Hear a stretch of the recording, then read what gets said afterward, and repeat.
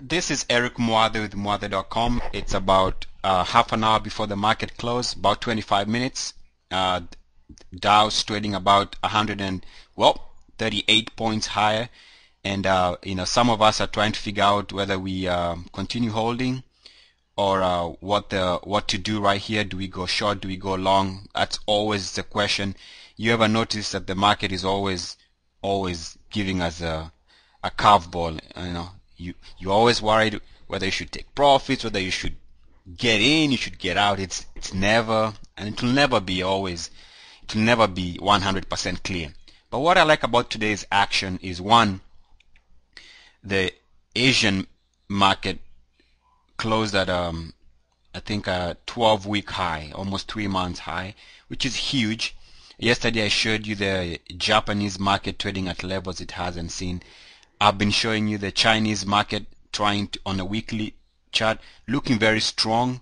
So maybe even when we finally do get a pullback in this market, I'm not sure it's going to be your regular sell-off to new lows kind of a market where over the last 18 months it seemed like every time we sold off, we eventually found a new home at much lower prices. So maybe something is changing in for the market broadly over time.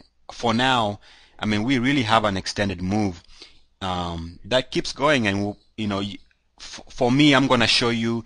I had to sit down and decide what it is I needed to see before I started taking out my long positions. And actually, they've been absolutely ridiculously profitable. It's sickening. It's raining money.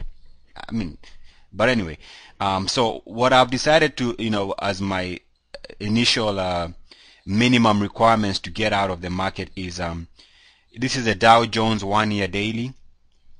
I'm gonna try and hold on to those longs as much as possible, as long as the Dow is holding this price channel here.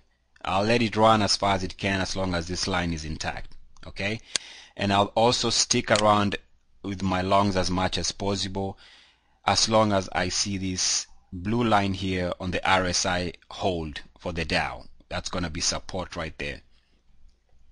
Additionally, you take a look at the Dow Jones hourly chart. One of the things that I think we can watch for a sell signal in the market is the hourly chart has this.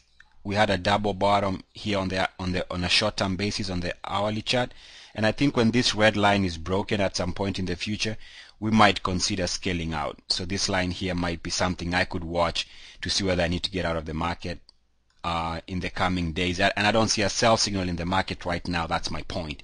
If you take a look at the SKF, again, even though it moved, this is a 6 months hourly chart, even though it moved out of this very steep price channel here, the reality of it is that we are now still stuck below this line, and this double top on the RSI is where the SKFs tried to rally yesterday but failed. So as long as this stock has not moved above this line, I remain a holder of stocks to the long side.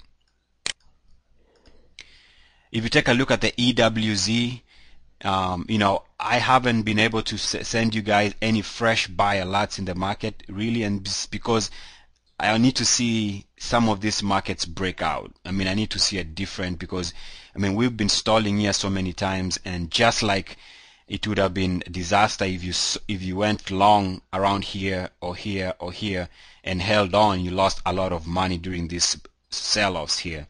So I would be slow to recommend long ideas until we see some breakout, a confirmation about this level. Then maybe we can start seeing that we actually did settle down around here for a while, and now we are ready to move higher. I'm also watching to see whether we break down here on the price on the RSI, or we break out to the upside. I'm also looking at EWZ, and this is a 6 months hourly chart. Again, you see this area here. Right here is resistance galore, and until we break out of that, I'm not gonna be very an aggressive buyer for new stocks, for you guys or for myself.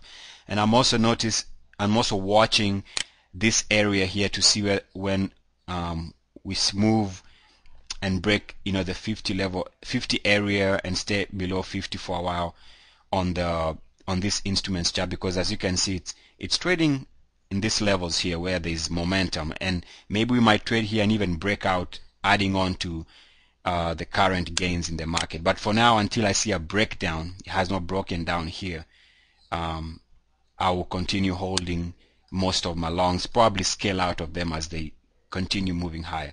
If you take a look at FAS, again, I just use it for directional bias.